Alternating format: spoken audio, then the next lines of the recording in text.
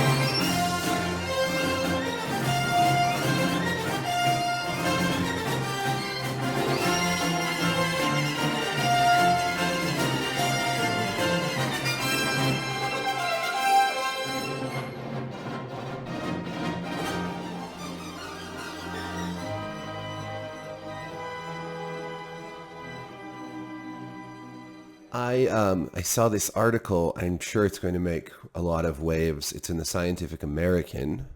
Let me just scroll up to the headline here. Why the term Jedi, in all caps, is problematic for describing programs that promote justice, equity, diversity, and inclusion. So apparently, and I didn't know this, but in STEM, science, technology, engineering, math, that whole stuff, that whole thing, there's a term Jedi, borrowed explicitly from Star Wars, obviously, used for programs that promote social justice issues. And the five authors, one, two, three, four, five authors of this article have some arguments about why using that is not appropriate for social justice issues. Now, first of all, I'm just going to say it. That's cool. Don't use Jedi for your social justice crap. Obviously, you don't want to anyways. This is why Star Wars never should have pandered to social justice stuff in the first place. Star Wars was always, I'm just going to say this before we get to the paper, Star Wars was always a very liberal, freedom-loving type franchise, right? The rebels fighting against the tyrannical empire, the empire with its explicitly fascist, uniforms and behavior and policies.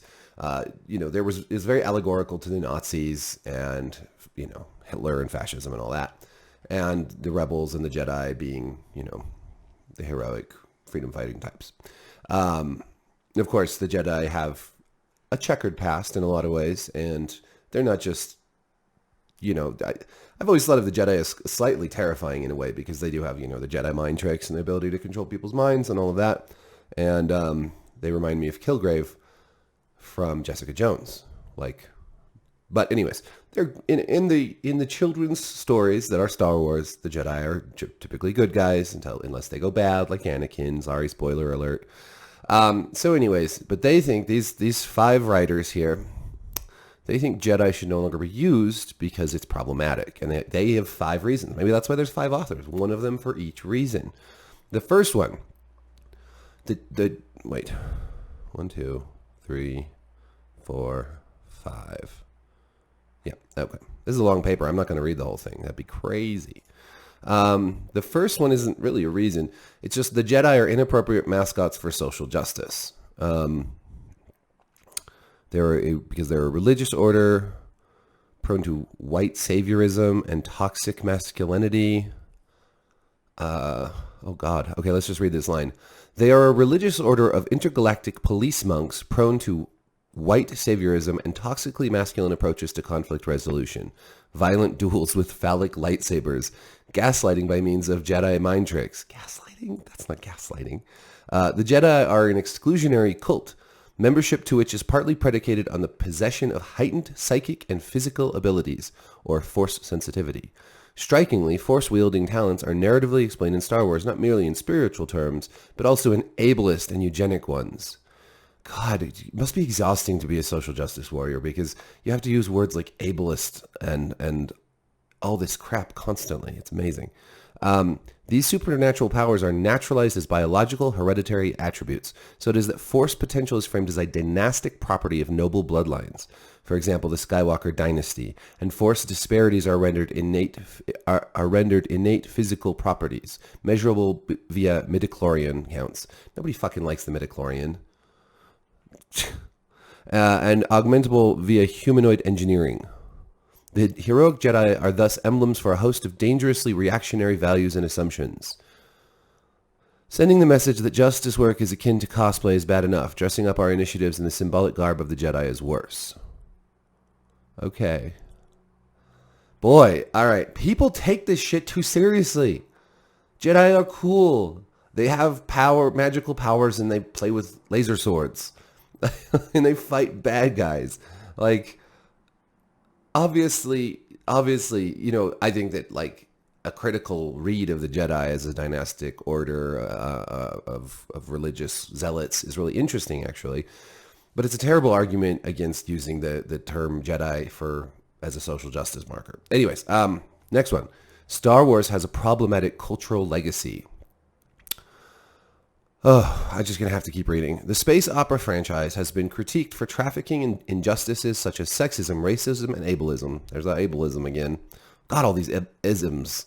Ism. Think, for example, of the so-called Slave Leia costume, infamous for stripping down and chaining up the movie series' first leading woman as part of an Orientalist subplot. Jesus. I will admit, Slave Leia was formative for me as a young person.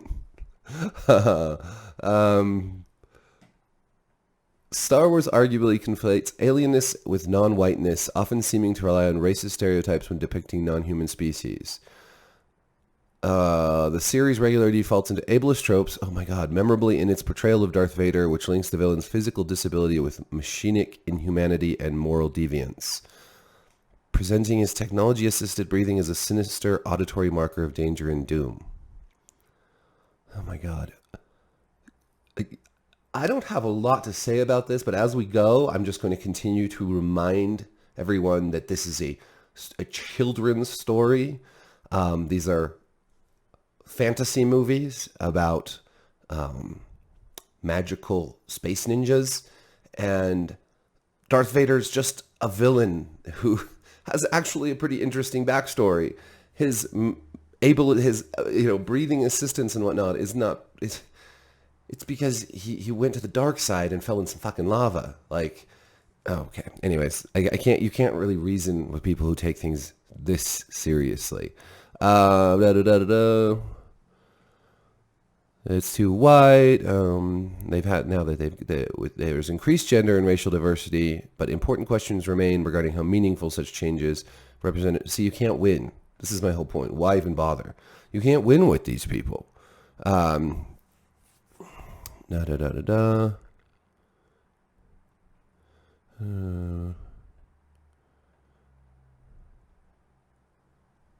we label our initiatives, we must be careful about the universe of narratives and symbols within which we situate our work and the cultural associations and meanings that our projects may take on as a result. Nothing will ever be good enough. This is the approach that the social justice niche takes. Everything has to be erased, and anything old that has anything deemed problematic has to be thrown out the window and replaced or changed into something that fits their narrative. Jedi connects justice initiatives to corporate capital. Jedi is more than just a name. It's a product. Circulating that product's name can promote and benefit the corporation that owns it, even if we do not mean to do so. We are, in effect, providing that corporation, Disney, with a form of free advertising, commodifying and cheapening our justice work in the process. I mean, but it's a two-way street, right? That brand, the Star Wars brand, the word Jedi is recognizable, and people want to see what it's all about. So when you use that word for your science stuff, your science social justice stuff, people are like, oh, what's that all about? It's a two-way street. Yeah, sure, you're giving them free advertising. You're doing that with this stupid article. Okay, here we go. Let's see. Furthermore, Disney is an overtly political entity, critiqued not only for its labor practices, but also for its political donations and lobbying. Joining forces with Disney's multimedia empire is thus a dangerous co-branding strategy for justice advocates and activists. This form of inadvertent woke-washing extracts ethical currency from so-called Jedi work, robbing from its moral reserves to further enrich corporate capital. I mean, this is probably one of the strongest arguments, even though it does go both ways. It's true. These corporations are benefiting off of wokeism or whatever, and they're trying to insert it into their products and their advertising. And people who are really actually concerned with social justice should be concerned with the sincerity of these corporations and the many things that these corporations engage in that are far from anything like justice, like shitty labor practices and whatnot. Aligning justice work with Star Wars risks threatening inclusion and sense of belonging. While an overarching goal of Jedi initiatives is to promote inclusion, the term Jedi might make people feel excluded. Star Wars is popular but divisive. Identifying our initiatives with it may nudge them closer to the realm of fandom, manufacturing in-groups and out-groups. Those unfamiliar or uncomfortable with Star Wars, including those hurt by the messages it sends, may feel alienated by the parade of jokes, puns, and references surrounding the term Jedi. Consider as one example its gender exclusionary potential. Studies suggest that the presence of Star Wars and Star Trek memorabilia, such as posters in computer science classrooms, can reinforce masculinist stereotypes about computer science, contributing to women's sense that they don't belong in that field. Why? Why would I don't understand that. Lots of girls like Star Wars and Star Trek. It's so sexist to say that women would even suggest such a thing. The abbreviation Jedi can distract from justice, equity, diversity, and inclusion. When you think about the word Jedi, what comes to mind? Chances are good that for many, the immediate answer isn't the concept justice or its comrades, equity, diversity, and inclusion. Instead, the acronym la-di-da-di-da-di-da. Yeah, totally. That's very true. But is it really a big deal?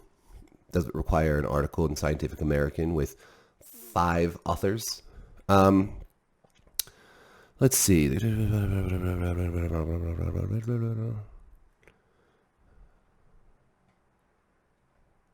If you are, like some of the authors of this piece, a longtime fan of Star Wars or Disney and have found yourself defensively bristling while reading the paragraphs above, take a moment to consider that response.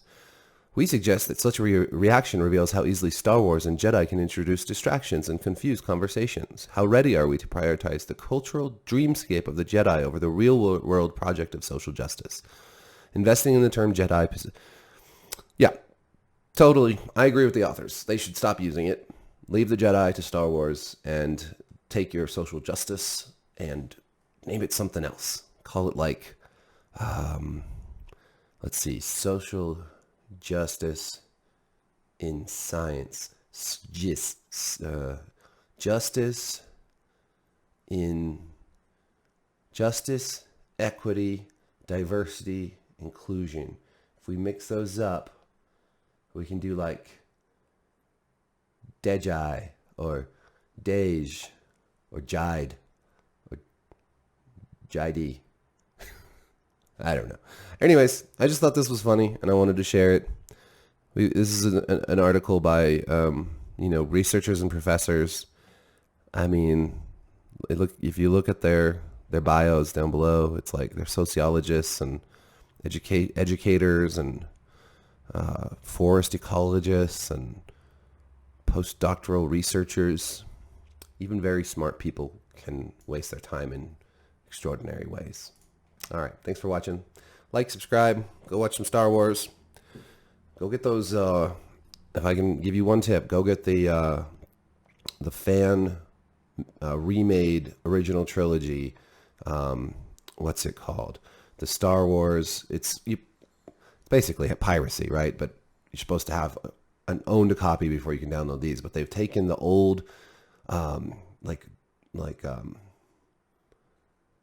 are those large? They were the discs that came out before DVDs, laser discs, and they've taken old like reels from the movie theaters back in the day, and they've worked these things into beautifully rendered high definition original trilogy remasters that you can get on like Blu-ray or download on your computer. That take all of George Lucas's silly crap that he added later, all that crappy CGI and you know, all the changes he made, and they throw those out, and you can watch them in beautiful, I think it's up to 1080p now, maybe even higher, I don't know. But that's the only way to watch Star Wars. And the original trilogy of all the movies is the only one to watch anymore. I can't watch the prequels anymore, and the new ones just, rewatching them just makes me kind of sad. Anyways, thanks for watching.